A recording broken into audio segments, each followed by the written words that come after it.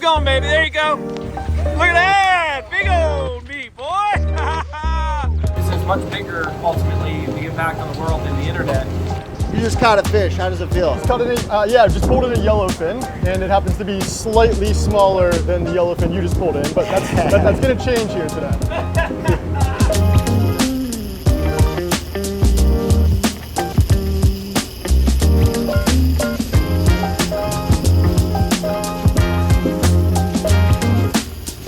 Who do you listen to online right now? How do you decipher signal from noise?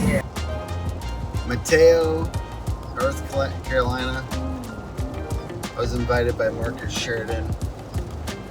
Favorite author of mine, actually, of the book They Ask You Answer, out here to do deep sea fishing on his yacht, which is actually just a crazy sentence and a vibe. Very excited to do this today. So yeah, it goes though. It's 4:45 a.m. Austin, East Coast Marketing. And Marcus Sheridan. I'm the dumb guy that helped start this whole thing here on Speechless, so we'll see. Let's get some fish today. All right, so here's the basics for you. The whole key when you are using one of these, when you're offshore, is you want to keep the line tight. And so what happens is we're going to get hit by a fish, hopefully, and it's going to take a bunch of what's called drag. You're going to hear that this line rolling out. And the fish does its first run. When it stops its run, then you can start reeling. You can't reel while the fish is running out. So as soon as the line stops and the reel stops, the drag's not going out any further, now you start your reeling process. And then you can get leverage by doing the pull up, pump up, reel down. Once it starts to get a little bit closer to the boat, it's tighter. But that's the whole key. You just want to keep it tight.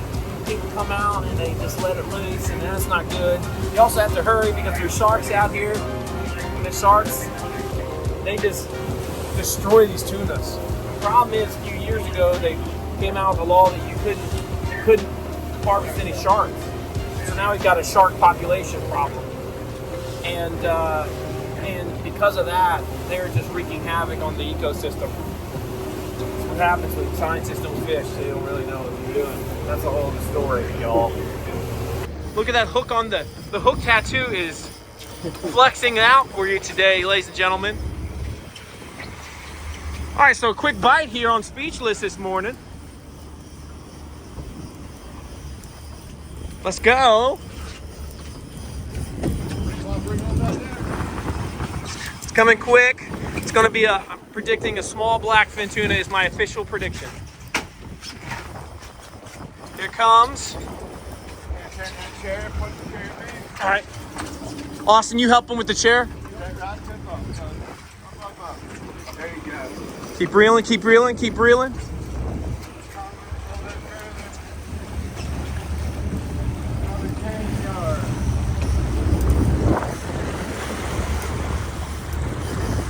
Look at the flex. Look at the flex. Oh. Keep going, baby. Keep going, baby. There you go. Let's go, let's go. Look at that. Big old meat, boy. Look, big old meat. That's a nice fish, actually. Small blackfin. It was not a small blackfin. You just made easy work of the fish. Yeah, man, what the hell? This thing is crazy. I'm out here on Speechless sports fishing boat with Marcus Sheridan. Having a great time, I might add. One of my favorite marketing authors of the book They Ask You Answer, and now of endless customers. Yep. We're hoping to catch endless fish today. That's the goal. And I wanted to talk about this topic because I think it relates and it combines our two brands, which is hook better answers. And I want to ask you this question. Yeah. Who do you listen to online? Who are your gurus? Who's the guru's guru? You know, and really the question is, how do you decipher signal from noise in today's AI, very fast-moving economy? I spend all my free time right now. If I'm driving, I'm listening to content about AI. if I'm working out, I'm listening to content about AI. The evolution is, the development of this technology is faster than anything we've ever seen, any of us have ever seen, certainly in my lifetime. And this is much bigger, ultimately, the impact on the world than the internet has been. So it's very worthy of our time. I tend to listen to folks like Peter Diamandis, who has a pod called Moonshots. And he's just really, he's just a big visionary thinker. And he's got a weekly show that's called This Week in Tech, and it's all the biggest announcements. So I pay attention to that one quite a bit. I like that one a lot. What are the principles that allow you to like make a decision to follow someone? What kind of like thinking processes? What type of like what makes somebody worthy to listen to, basically? And do you have any marketers? Yeah, I mean, I think it's just like with any speaker, with any teachers, like have they lived any of it? Are they biased in a bad way? I think everybody's biased. Yeah. Austin Hauser, Base Coat Marketing. How you doing, bro? Doing great, man. You just caught a fish. How does it feel? Just caught it. Just pulled in a yellowfin, and it happens to be slightly smaller than the yellowfin you just pulled in. But that's going to change here today. And Austin, how do you choose who you listen to online? Who do you listen to online right now? Marketers are biased towards. Well, for example, there's a lot of SEO companies right now that are biased towards this idea that Google is not losing any ground. That's stupid. That's just not being intellectually honest, or that's being just really ignorant. It's one of the two. And so, you're not like that. And that's one thing I really like about you, Tim, is you're a realist and you see the world where it's headed, or at least to a degree. Like none of us know exactly where this is going. But I'm definitely biased in the direction that it's hard when my business model is around. Your business model, just like mine. I'm in a business, one of the businesses. I've got a couple of businesses that could easily be replaced by AI. Yeah. I'm not stopping doing business, but I'm saying to myself, this is a reality I might need to face, but I'm not going to, say, woe is me. I'm like, okay, can we pivot? Can we evolve? Yeah. Can we do AI training, which I think is going to be a big part of a lot of businesses going forward. But ultimately, I'm looking for people that are in the game and aren't just like regurgitating other people's stuff. Yeah. And that are living like the real life, boots on the ground type of folks. That's who I listen to. But yeah, I'm listening all the time. I do listen to the guys at HubSpot, Kieran and Kip. Okay. Quick note on that. They lost a bunch of traffic this last year. Yes, HubSpot did. And they... I talked about that on LinkedIn, which a lot of people are surprised because they're like, aren't you a HubSpot homer? Like, I'm just an honesty homer first. They lost a ton of traffic. Yeah, so... about digital marketing and AI. Yeah, so first is Marcus Sheridan. If I had to go to a second go-to, it's going to be Dan Martell. He read the book Buy Back Your Time. Great on AI. Big proponent of Tony Robbins as well. But as we were just talking about, I really believe in the power of perspective, right? So you never trust anybody at face value. You go out there, you do your research, you absorb as many perspectives as you can about the same topic, the same problem, the same question. And somewhere in those answers, you're going to find a semblance of truth or a perspective that resonates best with you. Post-truth world here. Post-truth world, that's right. Everything is going to be fake. Everyone's got perspective, and every video is in question, whether it's AI or not. Yeah, I was just talking about this earlier. I highly recommend everybody goes and looks up the death of the internet. It's called Dead Internet Theory. And I really believe firmly that's where we're going to be heading in this post-AI era. There's going to be so much fake content, nobody's going to be able to tell truth from reality.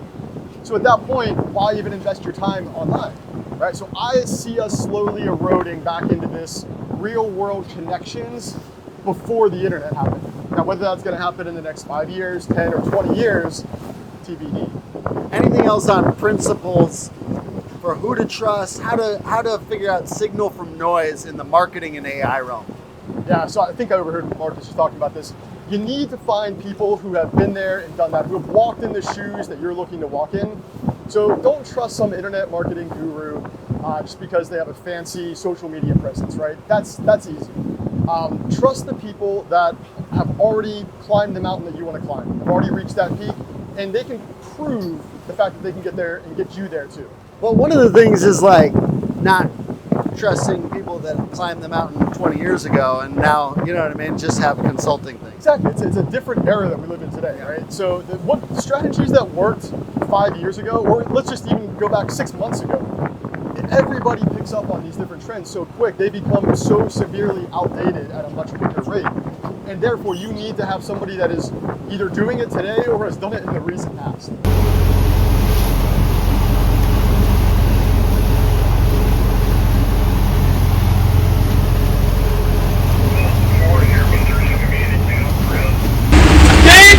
Here we go again. Let's go. Watch this. Let's do it. Another fish got a nice little fin. I think we got a nice yellow fin on this one. It's not about you. You're putting content on social media. It's about how much value can you add to the world. You know, whether he's going to teach people how to sell trash out of a trash can, I don't know how related that is in the marketing world. But Well, I think part of it is just like noting that you shouldn't be watching all the content of anybody, because you should be creating more, and you shouldn't ever get, like, I think he said it before. He's like, stop watching all my, don't be a fan. You know what I mean? Like, go out and create stuff. Don't spend too much time consuming content. I let experts on the internet sometimes create emotional architecture for the way I think about business. You need to decipher what they're good at and what they actually know about. Well, So there's how a do you lot of decide? thought. There's a lot of thought leaders that don't actually have experience, real life experience, in the field that they've taught. You know, it's kind of like that old adage: if you can't do it, you teach it. You know, I don't know if you've ever heard that before. Now, that doesn't mean everybody's like that, but there's certainly a group that, you know, you become an expert in the field, but you never had any real life practical, you know, usage of that. And I've always. Do you need to know people and what their actual situation is before you trust them personally? I mean, I think we all have just like there's just like this BS radar that we have. I think as humans, that we can tell sincerity, can also tell someone's trying too hard. I feel like the ones that I trust the most, they're just not trying so hard. So just sharing what life has taught them. That's really it. It's like, this is what life has taught me. I get asked all the time, like to do, to be a part of like, oh, we are on, and that's a good.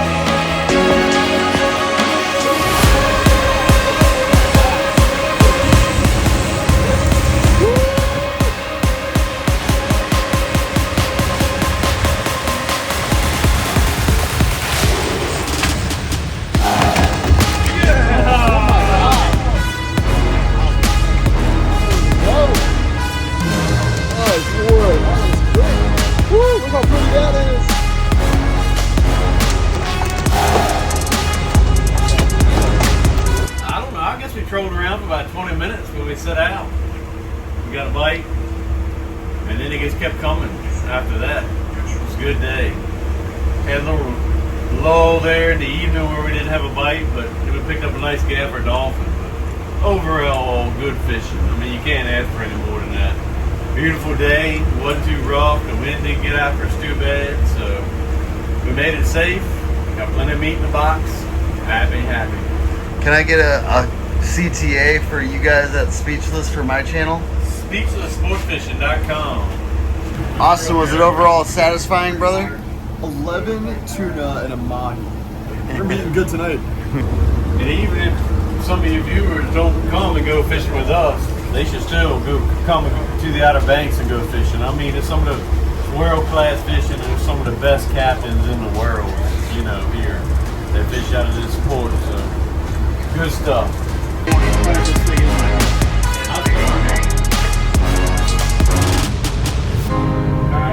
Once you become complacent,